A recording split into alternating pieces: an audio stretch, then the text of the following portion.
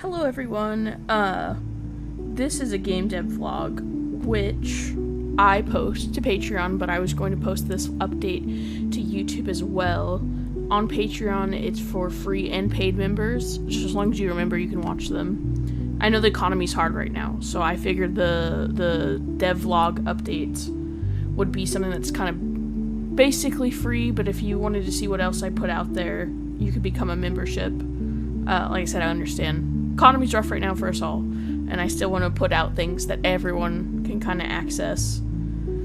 But anyway, I've been working on expressions here. I was updating some of adult Riley's expressions from her teen expressions.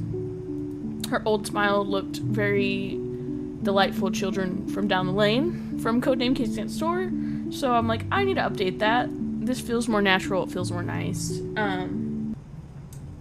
A lot of what I'm doing here is just expressions.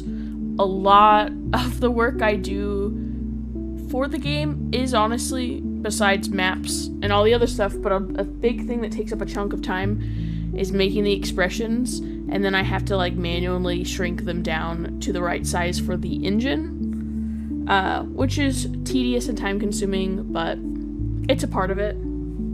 I also wanted to show you guys, let me make my camera bigger here, if I can. When I was unpacking as I moved to my new place, I found my first painting of Riley. When I was trying to relearn art, the background looks odd. This is when I used to practice brush techniques and then on canvas, and then I would make that my background for my next painting. Obviously, I had done this before I went into the hospital, but the painting of Riley herself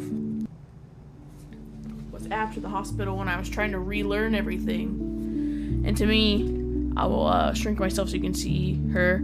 It's just so interesting to see, you know, how far we've come. I just kind of wanted, I don't know, a happy depiction of myself, even if it wasn't myself. So now I have these two comparisons. I was also going to show one of my favorite movies, and everyone who's interested should watch this. You better watch this. It's A Silent Voice. Any anime, any media that I really like to my core enjoy, I will get a physical copy. Otherwise, I will watch it on a streaming service or pirate it. But this means enough to me. When I saw this physical copy, I was like, that's mine. I'm getting that. As you guys know, I took a break for my mental health. Got some updates to my diagnoses, whatever. As most know, I have CPTSD, complex post-traumatic stress disorder, and I got a new one tacked on there. BPD. But like, I am very functional. It's like quiet BPD. I don't know. BPD has a high remission rate, so I'm, you know, hopeful. From what I've had to learn, because my psychiatrist has been with me since I was 12 years old, and she just retired in December. That was my last appointment with her. So I kind of don't have anyone to get my meds from, or any office to work with right now. I'm still kind of in the in-betweens trying to figure it out.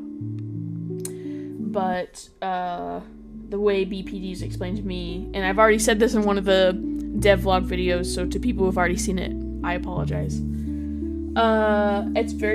It affects like how you feel emotions and how you process emotions. So let's say the people you love, the people you know are like this Jenga tower of two different colors of blocks. One is red for all the good things they've ever done. The others are, one is green for all the good things they've ever done, and the other is red for all the bad things that they've ever done to you.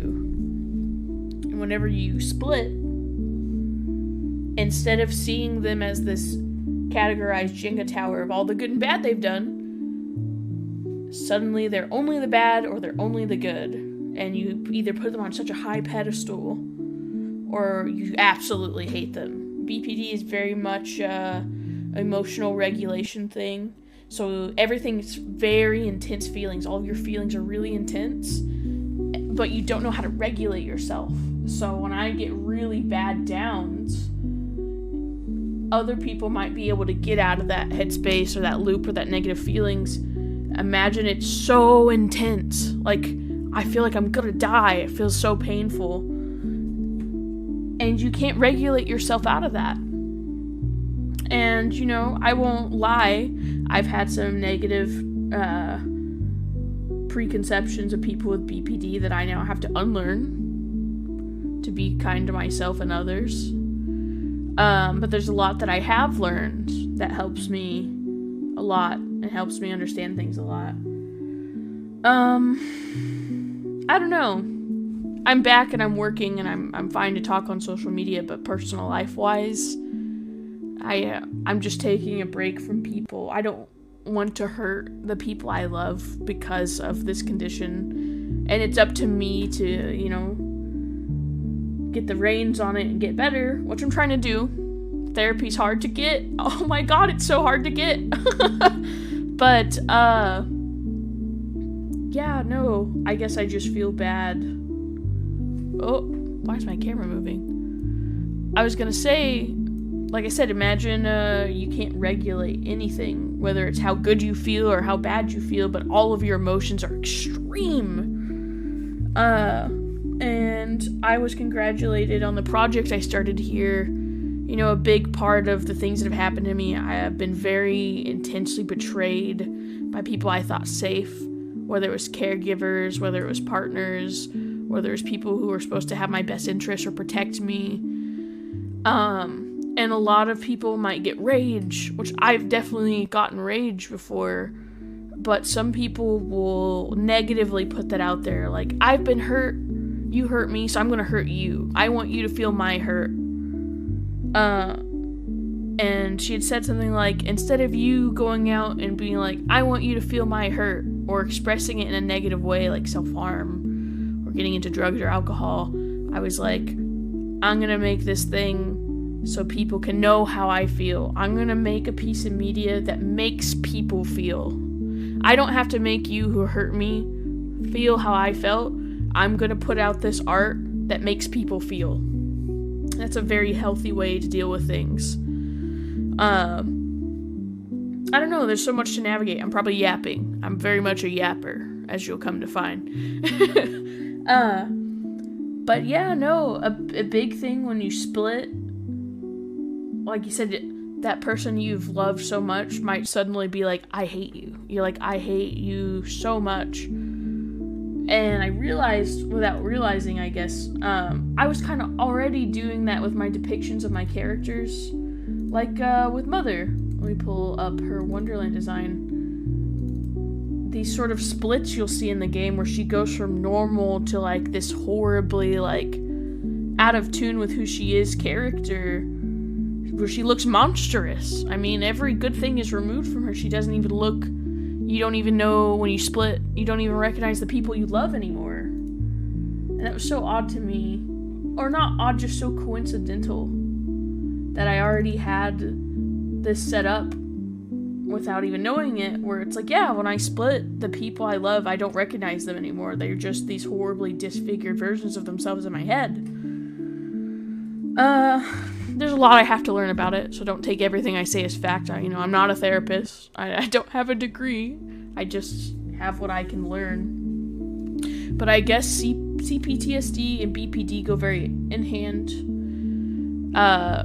BPD is, like, not learned, I guess. It's like you've been dysregulated so much, you've had so much bad stuff happen to you on a constant, that your self-regulation, your nervous system, all of that, is all out of whack. Like, you're not calibrated anymore, I guess, if you see it like it's like, if you look at people like they're machines. It's like my calibration is off because I've had so much emotional and mental damage to me. I don't know. It was kind of scary to get a diagnosis like that because, I mean, diagnosis or not, I still have it. So getting it officially on paper doesn't change anything. It just makes it easier to get help and access resources, I guess. That's like the bright side to look at it.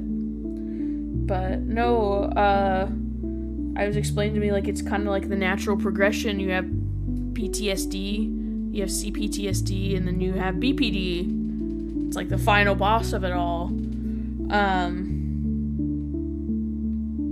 And another really interesting way that it was explained to me is it's like burn victims. Imagine your epidermis, your skin, is what protects you from emotions. It protects you from negative and good emotions. Now imagine you got 3rd-degree burns. Your epidermis is gone, it's just scar tissue. And there's nothing to shield you from all of that. So it's like your whole body is covered in these wounds, and every time you feel a negative emotion, someone's pouring salt in them. It is intensely painful. And I won't lie, there's been times, like, when I feel negative, when I feel down, like, it feels like I am dying. Like, it feels so painful. Like, full body, I will get, like, sick, it feels like. I don't know. I know I used to have stigma about it, unfairly, I would say. So maybe to kind of reap that, it's not that I did anything negative with it, but it makes me feel bad that I had that negative conception. Maybe I could use my platform as I learn and work to recover from it to also educate people. And like I said, in my personal life, I'm taking a break from people, I guess. It's very painful to be alone. I don't like being alone. But I don't want to hurt people.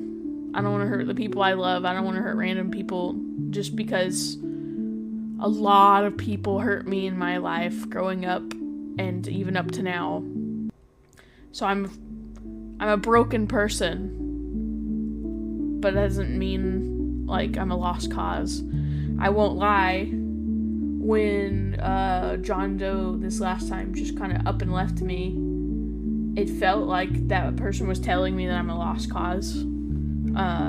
They were someone that had worked in the mental health field before, and is always like, I never give up on people. So whenever they did that, it was like, oh, so you gave up on me.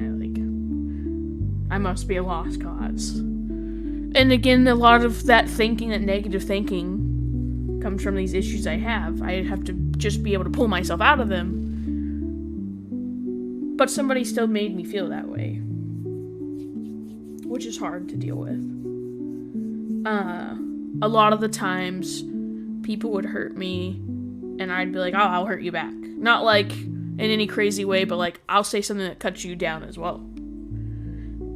And I've noticed a lot of the time, this stuff that people do to me comes from how they were treated. And I was like, instead of just getting mad at them and cutting them down with how I was treated, because I got cut down a lot growing up, I wish I would have just told these people, like, I'm sorry someone made you feel that way. Like, I can tell what you're doing is a mirror of what has been done to you, and it doesn't feel good, and I'm really sorry that someone made you feel that way at some point. You don't have to continue the cycle of what was done to you. And right now you hurt me, but I can pull back, and I can acknowledge that this comes from you getting hurt. And I'm sorry anyone has ever made you feel this way, because how you're making me feel feels terrible. I know that's weird to say, but I just want to find a better way to connect with people and be more empathetic to their situations. I don't have to let people just run all over me and treat me like crap, but, you know, we're products of our environments. I definitely am. But, yeah. Sorry, this was very much a yap session. Less of a dev vlog, more of a here roach yap. But yeah, I make videos like these as regularly as possible. Post them to the Patreon for free and paid members. If you like it, come check us out. I'm gonna leave this here. It's gonna be kind of a short video, but thank you guys for tuning in.